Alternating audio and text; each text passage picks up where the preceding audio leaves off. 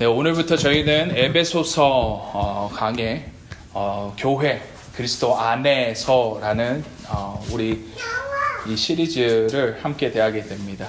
우리 에베소서 1장 1절부터 2절 말씀을 가지고 그리스도 안에서라는 제목으로 여러분께 말씀을 전하도록 하겠습니다. 여러분들 혹시 누군가를 알고 내가 누군가를 드러내는 방법 중에서 그 사람의 출신 성분을 아는 것이 굉장히 중요하지 않습니까? 내가 어디 출신이고, 내가 누구에게서 났으며, 어느 학교에 나왔고, 누구 밑에서 공부하였으며, 하다못해 내 주변에 있는 사람들이 누구인지를 아는 것이 내가 누구인지 그 정체성을 아는 데 있어서 많은 도움을 줍니다. 나를 둘러싸고 있는 그것이 나의 정체성을 사실은 형성하기 때문에 그 출신 성분에 대한 그것을 사람들이 많이 알기를 원하고 우리는 그것을 통해서 사람을 알 수 있다는 것이죠. 제가 유학 와서 공부하는 가운데에 한국에서는 이런 기조가 있는지는 잘 모르겠습니다만은 학생들이 종종 이러한 표현들과 이러한 질문들을 많이 하는 것을 발견하게 되었습니다. 당신은 누구 밑에서 공부하셨습니까? 나는 누구 밑에서 공부했는데, 아니면 어느 소속이고 내가 어느 학파에 속해 있다, 뭐 이런 어떤 표현들을 우리가 종종 발견하게 되는 것이죠. 처음에는 제가 이러한 질문과 이러한 표현들을 두고는 뭐 그게 뭐가 중요해서 뭐가 대단해서 저런 식으로 표현할까라고 의문점을 갖고 있었던 것이 사실이었습니다. 아니, 누구 밑에서 공부하는 것이 뭐가 그렇게 중요하며 어느 학파에서 몸을 담고 있는 것이 뭐가 중요하기에 이렇게 사람들을 표현할까? 근데 제가 공부를 하면 할수록 이러한 출신과 또한 학풍과 또 누구 밑에서 공부를 했던 것이 굉장히 중요하고 이러한 부분들이 영향력이 크다는 것을 깨닫게 되었다는 것이죠. 누구 밑에 있단 말은 그 교수의 영향력 아래 내가 그 교수와 동일한 학적의 길을 간다는 말이고요. 또한 어떤 학파에 있는지에 대한 어떤 부분들을 그가 가지고 있는 학풍과 관점과 여러 가지 그를 형성하는 그 인생관에 대한 어떤 부분에 있어서 우리가 발견할 수 있다는 것이죠. 그래서 그 사람과 직접적으로 우리가 대화를 하지 않아도 그 사람과 직접적으로 대면해서 그 사람 많은 시간을 우리가 소요하면서 그 사람을 아는 것 전에 우리가 그 사람의 신학적인 소양, 노선, 그리고 자유주의인지 보수적인지 아니면 담당 교수만 알아도, 사실 그 학풍을만 알아도 어느 정도 그 사람을 가늠할 수 있고 우리가 알 수 있다는 것을 말합니다. 이처럼 사람뿐 아니라 어떠한 대상에 대해서도 이러한 정체성을 정의할 때에 그를 둘러싼 무언가를 우리가 발견하고 그것을 통해서 우리가 알 수 있는 것이 있다면 바로 누구와 함께 있으며 누구 밑에 있으며 그가 누구 주변에 있는 것이, 어쩌면 전혀 무관한 것처럼 보이는 그것이 그 정체성을 형성하는 중요한 기초이자 그 정체성을 알 수 있는 가장 빠른 방법이라는 것입니다.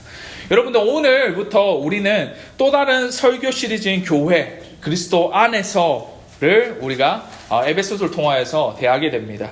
바울의 에베소 교회를 향한 서신서를 통하여서 본격적으로 우리가 말씀을 대할 텐데요. 오늘은 사도 바울의 인사말에 해당하는 부분이 오늘 본문의 말씀입니다. 그런데 오늘 유독 우리가 읽으면서도 오늘 편지를 받는 에베소 교회를 상징하는 표현으로서 이렇게 표현이 되고 있는데, 우리 본문 말씀 1절 말씀을 한번 보시겠습니다. 하나님의 뜻으로 말미암아 그리스도 예수의 사도된 바울은 에베소에 있는 성도들과 그리스도 예수 안에 있는 신실한 자에게 편지하노니 라고 말합니다. 에베소에 있는 성도들, 그것은 지역을 나타내는 교회에 대한 어떠한 정보를 말하는 반면에 그 다음에 교회 성도들을 이렇게 정의하고 있는데요. 그리스도 예수 안에 있는 이라고 표현합니다. 오늘 본문의 말씀을 통하여서 교회라는 곳이 어디이며 우리는 어느 영향력 아래 있으며 또한 교회는 누군가에 대해서 우리가 함께 오늘 본문의 말씀을 통해서 살펴보고자 합니다. 오늘 읽은 에베소서 말씀은 사도 바울이 로마 감옥에 투옥하고 있을 때 있었던 네 편의 편지들 가운데에 우리가 흔히는 옥중서신이라고 하죠. 그 네 편의 선지, 에베소서, 골로새서, 빌레몬서, 빌립보서 중에서 하나의 편지가 바로 우리가 읽은 에베소서입니다. 에베소 교회는 특별히 사도 바울이 그 2차 전도 여행 중에서 3년이나 그곳에 머물면서 공을 들이고 세웠던 교회에서 사도 바울의 애정과 사랑이 너무나 많이 담겨져 있는 교회가 바로 에베소 교회였다는 것이죠. 특히 로마 제국 당시에 그 에베소라는 지역은요, 큰 항구 도시를 이렇게 형성하고 있었는데, 그렇다 보니까 많은 사람들이 그곳에 모여서 살고 상업과 종교의 중심지가 바로 에베소 지역이었고, 그 에베소라는 지역의 교회가 형성되고 사도 바울이 세웠을 때에 너무나 폭발적인 성장으로 교회 안에 여러 종류의 사람들이 교회 안으로 유입되기 시작했던 것입니다. 그래서 그들이 종교 아니면 흔히 말해서 계층과 남녀노소 아니면 나이와 상관없이 많은 사람들이 함께 모이면서 유대인, 이방인, 남자와 여자, 남편과 아내, 부모와 자녀, 상정과 종 등의 여러 종류의 사람들이 이렇게 섞이게 되었다는 것이지요. 여러분들 사실은 지금에야 이게 무슨 문제인가 라고 말할 수 있지만, 그 당시에는 민족 간의 차별을 극명하게 드리고 그 계층을 나누고 남녀 간의 구분 아니면 남편과 아내의 관계 가운데 있어서 그 차별을 두고 나누는 것이 당연한 이치일 뿐 아니라, 그 가정 안에서도 부모와 자녀 간의 어떠한 특별한 계층이나 특별한 어떻게 보면 나눔이 있었다는 것을 우리가 생각해 본다면, 교회 안에서 여러 계층과 여러 민족과 여러 사람들이 섞여서 사는 것이 그 당시에 사회 질서를 유지하는 시스템 가운데 로마 제국의 사람들의 눈에는 교회는 그야말로 오합지졸의 질서가 없는 집단으로 여겨질 수밖에 없었던 것입니다. 하지만 이에 사도 바울은 당시 직면하고 있는 그 난잡해 보이고 또 질서가 없어 보이고 여러 사람과 여러 문화와 여러 모든 것들이 뒤섞여 있는 그곳에 그들의 다양성의 그 이유와 목적, 그러니까 그 가운데 연합에 대한 부분이 이러한 부분이라고 말씀하시면서 그 연합에 대한 메시지를 말하고 있다는 것이죠. 그것이 바로 에베소 교회, 에베소서의 그 배경인 것입니다. 자, 그렇다면 사도 바울은 오늘 본문의 말씀을 통해서 편지의 서문을 이렇게 시작합니다. 오늘 본문의 말씀을 이렇게 시작하는데요. 1절 말씀에 한번 보십시다. 하나님의 뜻으로 말미암아 그리스도 예수의 사도된 바울은, 이렇게 말하고 있다는 것이죠. 편지의 서문에서는 이 편지를 발송한 저자가 바로 누구라고 말하고 있습니까? 바로 사도 바울 자신이라고 말하고 있으면서 그 다음에 이어지는 편지의 수신자가 나오는데, 사도 바울은 이렇게 말하고 있습니다. 에베소에 있는 성도들과 그리스도 예수 안에 있는 신실한 자들에게 편지하노니. 오늘 본문을 수신자를 보면요, 단순히 표면적으로 볼 때 두 계층의 사람이 나옵니다. 첫 번째로는 에베소에 있는 성도들이라고 표현이 되어 있고요. 두 번째로는 그 다음에 나와 있는 그리스도 예수 안에 있는 신실한 자들로, 이렇게 두 분류의 사람에게 보내는 편지로서 이렇게 두 계층과 두 분류의 사람들이 나눠지는 것처럼 보입니다.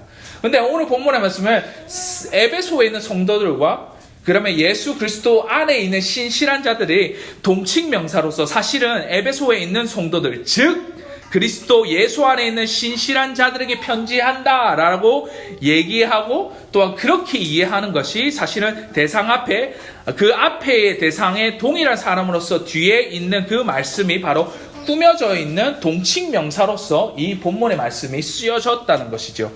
예를 들면 에베소에 있는 성도들, 그거는 단순히 그 지역을 나타내는 표현이고요. 그 뒤에 이어져 있는 어떠한 집단, 이 에베소에 있는 성도들이 어떠한 사람인가에 대한 어떠한 부분들이 바로 예수 그리스도 안에 있는 신실한 자들이라는 표현으로서 사도 바울이 말하고 있다는 것이죠. 자, 그렇다면 그리스도 예수 안에 신실한 자들, 이 사람에 대해서 우리가 좀 더 살펴보겠는데요. 신실하다는 표현 자체가 뭘까요? 영어 성경으로는 faithful, 신실하다. 우리 흔히 말하는 번역으로는 어떻습니까? 믿음이 있는 자, 또한 믿음을 가진 사람들이라고 사실은 이해하면 되겠죠. 이게 헬라어 말로는 피스토스인데, 제가 여기서 한 가지 질문을 드리겠습니다. 근데 이 신실한 사람들을 무엇을, 또한 누구를 믿는지 오늘 본문에서 여러분들 찾을 수 있습니다. 누구를 믿고 누구를 대상으로 믿음을 가진 사람들을 얘기합니까? 누구라고 생각하세요? 누구를 생각하세요? 하나님? 오늘 본문의 말씀은 그리스도 예수 안에서라고 말하는데 사실은 그 믿음의 대상이 빠져 있습니다. 아니 목사님 무슨 말씀하십니까? 믿는 대상이 사실은 없고요. 그저 믿음을 가진 사람들이라고 얘기하면서 그렇다면 목사님 이 그리스도 예수 안에 있는 그 표현은 무엇입니까? 그 사람들이 예수 그리스도를 믿는 믿음 안에서 믿는 믿음을 가진 사람들이 아니겠습니까? 그것이 사실은 맞는 말인데요.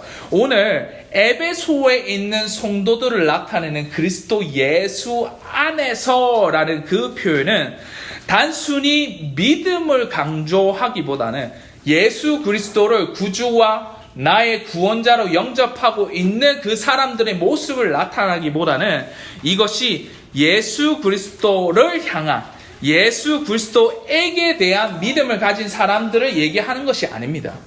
그 말은 무슨 말이냐면 우리가 실질적으로는 믿음을 이 사람이 가지고 있다라고 얘기한다면 예수 그리스도에게 대한 신실한 자들이라고 사실은 사도 바울이 썼어야 되는데 사도 바울은 그렇게 표현을 하고 있지도 않고 이 에베소 교회의 사람들을 그 교회를 통해서 그런 식으로 표현을 하고 있지 않다는 것입니다. 그렇다면 어떻게 표현하고 있죠? 예수 그리스도 예수 안에 있는 이라고 표현을 하면서 이 표현들 자체에서 좀 우리가 당해하고 좀 더 이 의미에 대해서 좀 더 살펴보고자 합니다.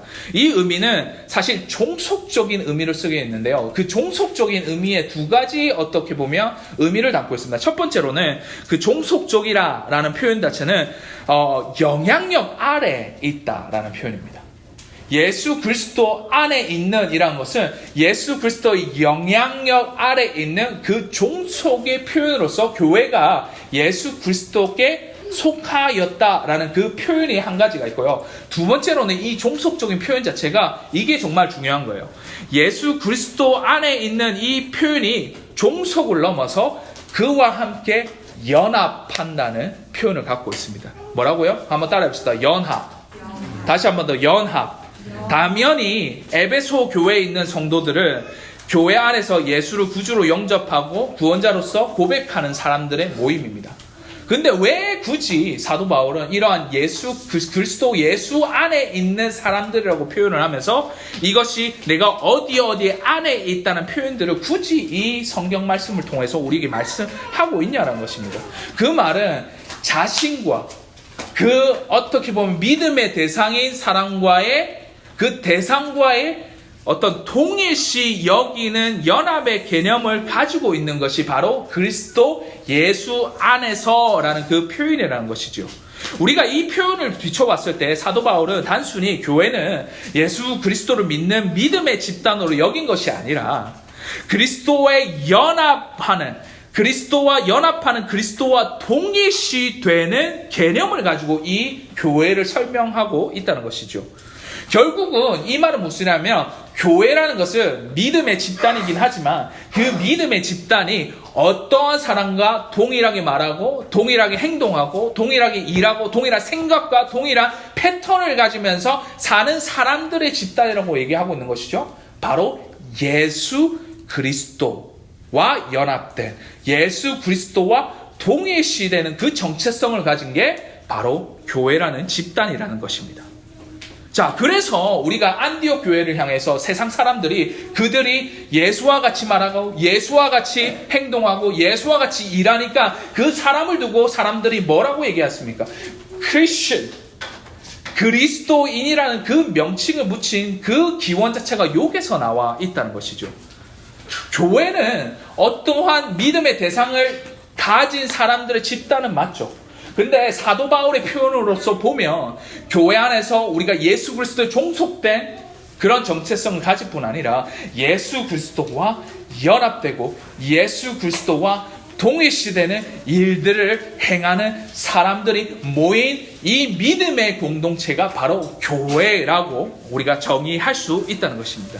자, 그렇다면 우리가 이 말씀을 우리가 이 말씀을 대하고 읽었을 때에 여러분들이 생각하시는 교회의 정체성, 교회는 어떠한 곳입니까? 당연히 예수 그리스도를 구주와 나의 구원자로 믿는 개개인의 믿는 사람들이 모인 집단이 바로 교회인데요. 오늘 성경 말씀의 에베소서 1장 1절에서 나와 있는 교회 집단에 대한, 교회의 공동체에 대한 사도 바울의 정의를 우리가 들여본다면, 그 교회는 단순히 믿는 사람들, 믿음을 가진 사람들이 모인 집단이 아니라 예수 그리스도의 영향력 아래 예수 그리스도와 연합된 그 사람들이 모인 공동체라는 것이죠.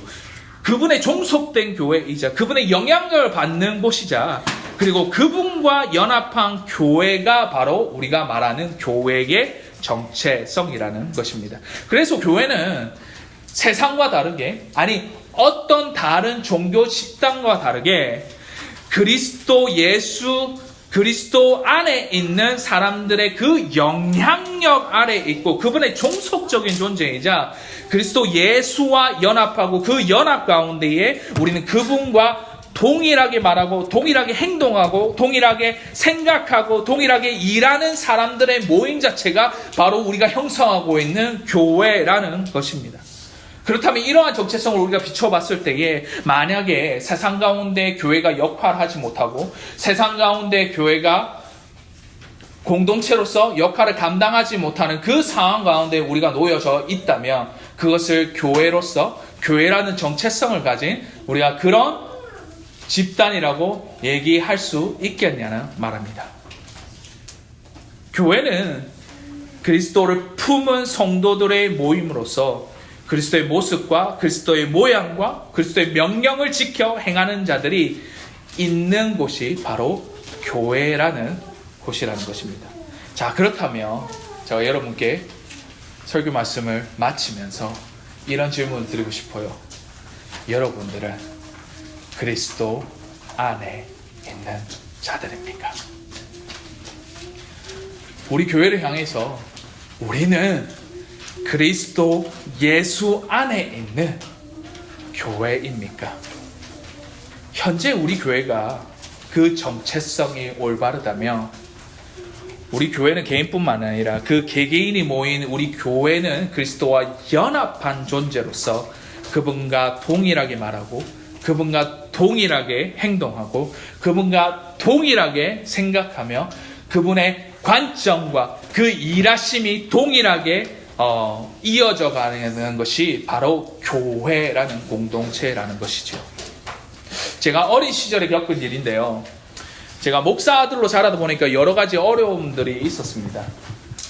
그 중에서 하나가, 예수를 믿지 않는 친구들이 저를 놀리는 한 행태가 바로, 모르겠습니다. 여러분도 이런 놀림을 받았는지 모르겠는데, 예수쟁이라고 항상 그런 소리를 듣고 살았어요. 예수쟁이. 아마도 그 친구는 집에서 흔히 그 부모들이 교회를 다니는 사람들, 신앙인들을 향해서 예수쟁이들, 이러한 모습들을 보고 거기서 그러한 표현들을 배웠던 것 같습니다. 그래서 그 친구가 맨날 하는 소리가, 예수쟁이, 니는 예수쟁이니까 예수쟁이들은 말이야, 이러한 어떻게 보면 놀림의 행태들을 저에게, 아니면 다른 믿는 친구들에게 보였던 것이지요. 하루는 비가 억수같이 쏟아지는 날에 우리 동네가 물난리가 났습니다. 교회 주변에 있는 집들이 물난리를 겪었는데요. 문제는 우리를 그렇게 괴롭히고 못 살게 했던 그 집이 바로 교회 바로 뒤편에 반지하에 위치하고 있었던 것이죠. 지금이야 시에서나 아니면 국가에서 물난리가 나면 어떻게 됩니까? 거처할 공간을 주고 그들에게 많은 어떤 부분, 대처할 수 있는 부분들을 제공해주는 반면에, 제가 어린 시절만 하더라도 물난리가 나고 집이 잠기고 이렇게 하면 그 사람들은 그냥 길거리에 내앉는 그런 처지의 신세가 될 수밖에 없었던 것입니다. 그 친구들 집이 어떻게 보면 반지하에 있었기 때문에 그 물난리가 나고, 그 하루아침에 집이 없는 거리에 내앉은 사람들이 바로 그 사람들이 되어버렸다는 것이죠. 근데 그 당시에 오갈 데 없는 그 친구네를 교회가 품으면서 그들에게 어떻게 했냐면, 길바닥에 내앉을 수는 없으니까 그 친구가 우리 교회에서 한 달여 동안에 교회 친교실 한 공간을 내주면서, 여기서 집이 복구될 때까지 여기서 지내라 라고 교회가 그 공간을 제공해 주었던 것이죠. 그러면서 교인들이 어떻게 합니까? 그냥 내버려 둡니까? 와서는 챙기기도 하고 음식 있는 것들 나눠주기도 하고 뭐 여러 가지 많은 격려와 많은 돌봄이 그 가운데 있었겠죠. 그렇다 보니까 몇 주가 흘렀는데 그 집에 한두 명씩 저희 교회 주일날에 아니면 주일날 예배 보는데 참석하기 시작했던 것이죠. 근데도 그럼에도 불구하고 우리를 완강하게 반대하고 수요 예배면 금요 예배면 기도가 길어지고 좀만 시끄러워지면 불평불만하고 항의했던 그 아버지는 절대로 나오지 않다가 마지막 주간 그 집이 다 복구가 되고 이제 교회에서 나오는 그 시기 때에 이 아버지가 교회를 찾아왔던 것입니다. 모든 성도들은 얘기했어요. 아니 기적이다. 아니 이런 일이 있으나 그 사람만은 내가 봤을 때는 교회 안 나올 것 같았는데 이 사람이 교회를 나온 거예요. 그리고는 그분이 했던 말이 어린 저에게도 아직까지도 기억이 나는 것이었습니다. 그분이 뭐라고 얘기했냐면요. 아니 그분의 표현입니다. 이 예수쟁이들이 하는 일들이 도대체 뭐길래 왜 나에게 나의 가족에게 이렇게 하는지 내가 궁금해서 이 자리에 나왔노라. 그 사람들이 하는 행동, 그 사람들이 하는 일들, 그 사람들이 남들을 대하는 모습들이 너무나 궁금해서 내가 예수를 알아야겠다라고 하면서 교회를 나오시기 시작하신 거예요. 그리고는 그분이 신앙생활을 시작하는데 성도가 되고 집사가 되고 지금까지도 신앙생활을 잘하고 계신다고 합니다. 그리스도 안에서, 그리스도 예수 안에서, 교회가 그리스도 예수 안에 있을 때에 그분과 동일하게 말하고 그분과 동일하게 행동하고 그분과 동일하게 일할 때에 세상은 그 교회를 주목하기 시작한다는 것입니다. 그리고는 우리를 통하여서 그리스도를 궁금해하며 그분께로 나오는 것이 우리가 그리스도 안에 있을 때 가능하다라는 말씀이라는 것이죠. 사랑하는 성도 여러분, 우리는 그리스도 안에 있는 존재입니다. 그분께 종속된 존재이기도 하지만 그분과 연합하여서 동일하게 행하고 동일하게 생각하고 동일하게 말하며 동일하게 일하는 존재가 바로 이 교회라는 것이죠. 그래서 교회가 교회답기 위해서는 교회가 그리스도인들로서의 모습을 세상 가운데 우리가 그 교회의 역할을 감당하기 위해서는 그리스도 예수 안에 머물고 그리스도 예수 안에 우리가 거할 때에 그것이 진정으로 예수쟁이 집단, 그 그리스도인이 모인 교회가 교회다워질 수 있다라는 말씀입니다. 사랑하는 성도 여러분, 우리가 교회 모든 성도들이 그리스도 예수 안에 거할 때에 우리는 교회가 교회되고 교회가 세상 가운데의 빛과 소금의 그 역할을 감당할 수 있음을 기억하고 나아가시는 저와 여러분이 되시기를 주의 이름으로 간절히 소원하는 바입니다. 우리 한번 기도합시다. 우리 몇 가지 기도 제목을 두고 우리가 함께 기도할 텐데요. 우선은 교회는 예수 그리스도를 품은 집단이자 모임입니다. 여러분들 우리가 생각했을 때 교회가 그냥 친목 모임으로서 우리가 모인다고 생각을 해봅시다. 여타 다른 클럽이나 세상 가운데 행해지는 어떠한 모습들과 동일하게 그냥 그저 사람들이 모이는 그런 집단이 교회라고 생각을 한다면 여러분들 너무나 큰 착오인 것 같아요. 교회는 예수 그리스도를 품은 집단이자 그리스도를 모신 이곳에 그분이 높여지고 그분을 섬기는 교회가 바로 우리가 모인 이 자리입니다. 그래서 우리가 한 가지 기도할 때요, 하나님 우리 교회를 정말 교회답게 하여 주시옵소서. 우리 이 교회가 정말로 주님을 품은 교회로서 거듭나고 그렇게 성장하고 그런 공동체가 되게 하여 주시옵소서. 우리가 이 시간대에 우리 교회를 위해서 그리스도를 품은 공동체로서 우리가 나올 수 있도록 우리 함께 이 시간 이때에 우리 교회를 위해서 한번 기도하며 우리가 나아갑시다. 우리 기도합시다. 하나님 감사합니다. 우리 교회가 정말로 예수 그리스도를 품은 공동체로서 주님을 정말로 품은, 주님을 아버지여 주님만을 높여드리고, 주님을 아버지여 우리가 예배하는 공동체로서 주님 이 공동체를 세워주시고 함께 하여 주시옵소서. 이 시간대에 교회가 교회되지 못하고 교회의 역할을 잃어버린 이 시대 가운데, 어두운 시대 가운데에 우리가 정말로 회복해야 되는 것들이 있다면 바로 교회가 교회되게, 교회가 정말로 주님의 공동체 안에, 주님의 그 예수 그리스도 안에 있는 공동체로서 우리가 거듭나고 그 가운데 회복되는 역사가 우리 가운데 있었을 때에 바로 교회가 교회될 수 있음을 우리가 다시 한 번 더 고백하며 나아갑니다. 주님, 이 시간 이때에 우리가 머리 숙여서 이 자리를 아버지 채워가고 우리가 예배하기 위해서 이 자리에 모였는데, 이때에 정말로 다시 한 번 더 기도할 것은 우리 더 크로스 교회가 교회되게 하여 주시고 그리스도 안에 있는 공동체로서 거듭날 수 있고 회복될 수 있도록 주님 함께 하여 주시옵소서. 이 공간이 예배하는 곳이 되게 하여 주시고, 이 공간이 주님께 찬양하는 곳이 되게 하여 주시고, 이 교회가 아버지여 기도가 넘쳐나는 공동체가 될 수 있도록 주님 도와주시고, 교회마다 성도마다 정말로 주님 그들을 케어하며 돌보며 그 가운데 예수 그리스도 오직 그 한 분만이 드러날 수 있는 이 교회 공동체가 함께 될 수 있도록 주님 함께 하여 주시옵소서. 이 교회에 그리스도를 품은 집단이 바로 교회이자 그리스도를 드러내는 공간 자체가 이 예배의 장소인 교회라는 사실을 우리가 다시 한 번 더 주님께 나아갈 수 있는 이 자리에 머리 숙인 우리 모든 더 크로스 교회 성도들, 그리고 이 교회가 될 수 있도록 주님 도와주시옵소서. 주님 함께 해주시기 기도하기 원합니다. 우리가 한 가지 더 기도할 것은요, 우리 교회가 정말로 주님과 연합하고 있는지에 대한 어떤 질문을 우리가 함께 던지며 나아갔으면 좋겠습니다. 교회가 예수 그리스도와 연합되지 않는 그런 상태는 세상의 여타 다른 어떠한 사조직의 세상의 모임들과 어쩌면 전혀 다를 것 없는 그런 공동체로서 전락하는 이 시대 가운데에 정말 우리가 그리스도와 연합하고 있는지에 대한 그 질문과 그 대답과 그러한 길들을 우리가 걸어가기 원합니다.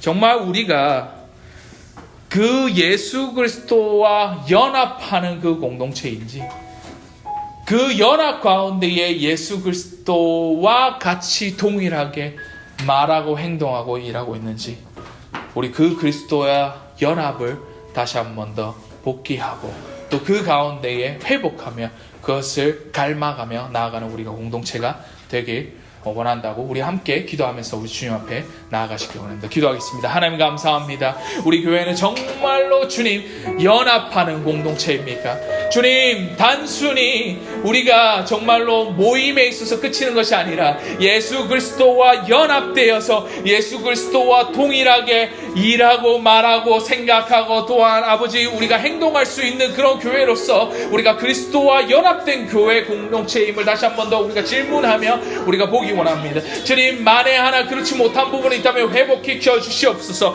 주님, 만에 하나 그렇지 못한 우리 공동체의 모습이 있다면 주님 회복시켜 주시옵소서. 주님, 우리가 정말로 교회와 교회 가운데 예수 그리스도와 연합하는 지체로서의 삶을 우리가 살아갈 수 있도록 이 교회를 다시 한 번 더 세우시고 회복하여 주시옵소서. 그것이 있을 때에, 그리스도와 연합이 있을 때에 성도 간의 연합도 있고 성도 간의 교제도 있고 성도 간의 함께함이 있음을 우리가 다시 한 번 더 고백합니다. 우리 교회가 정말로 회복해야 되고 우리가 정말로 쫓아야 되는 것이 있다면 바로 그리스도와 연합이 있는 공동체가 주님 되기 원합니다. 세상에 많은 사람들이 모입니다. 많은 공동체가 있습니다. 많은 집단이 있음에도 불구하고 정말로 우리가 우리에게 하고 우리가 세상과 다른 것이 있다면 바로 예수 그리스도와 연합된 공동체에 우리가 다시 한 번 더 고백하며 나아갈 수 있도록 주님 함께 하여 주시옵소서. 더 크로스 교회는 그리스도와 연합된 공동체입니다. 더 크로스 교회는 정말로 주님과 연합된 동일시되는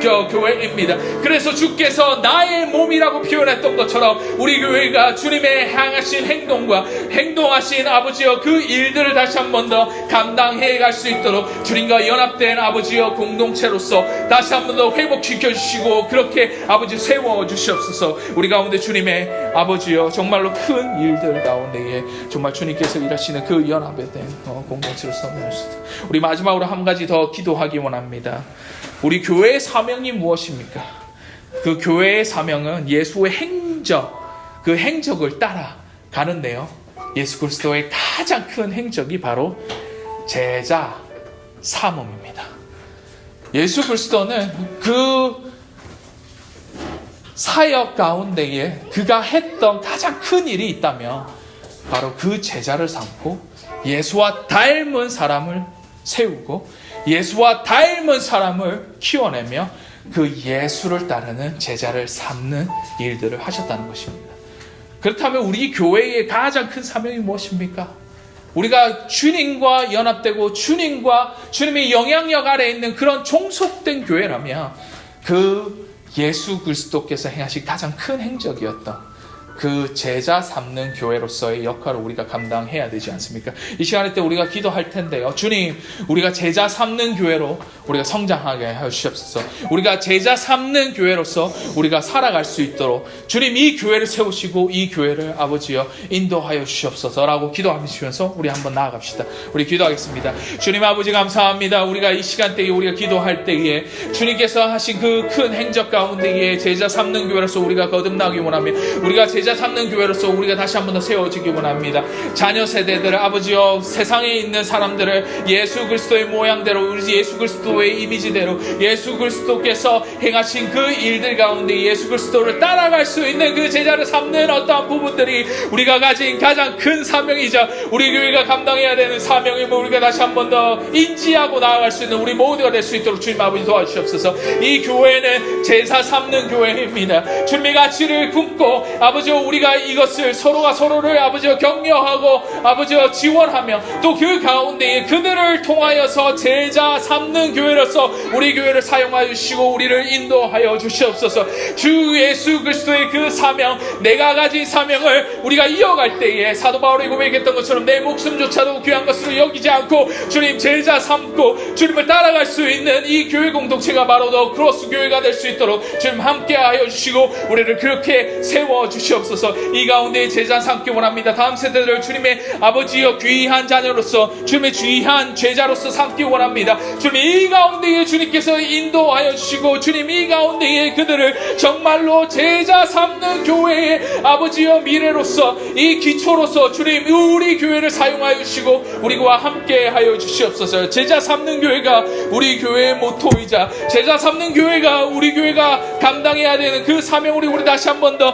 나아갈 수 있도록 주님 함께하여 주시며 우리 교회를 세우시고 그리스도 안에 있는 교회로서 우리가 나아갈 수 있도록 주님 함께하여 주시옵소서. 주님 이 시간대에 우리가 기도하고 나아갑니다. 주님 너무나 감사할 것은 우리 교회가 그리스도 안에 있는 존재임을 다시 한 번 더 인지하고 주님께 나아갑니다. 우리가 정말로 주님께 종속되어 있고 주님의 정말로 그 영향력 아래 주님의 하신 일들을 감당하며 나아갈 수 있는 더 크로스 교회 될 수 있도록 주님 함께 하여 주시옵소서. 지금은 우주 예수 그리스도의 은혜와 하나님의 사랑과 성령님의 교통하심이 그리스도 예수 안에 있는 이 자리에 머리 숙인 교회 공동체 더 크로스 교회 가운데에 지금으로부터 영원토록 항상 함께 있을지어다. 아멘.